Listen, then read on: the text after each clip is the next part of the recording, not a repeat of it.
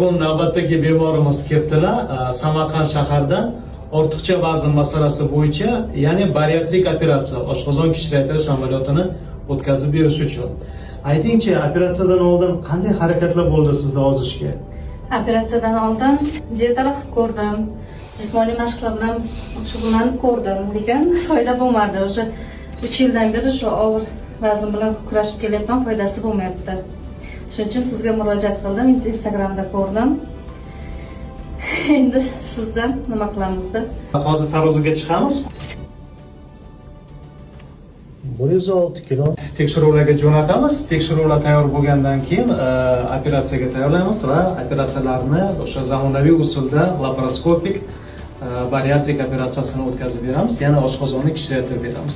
Operatsiyadan keyin odatda o'sha operatsiyadan birinchi kunidan boshlab vazn, ortiqcha vazn yo'qotish boshlanadi va 1 yil davomida kam-kamdan vez ketadi. Shu ortiqcha vazndan qutulasiz. Xudo xolasa. Rahmat. Sog' salomat bo'ling.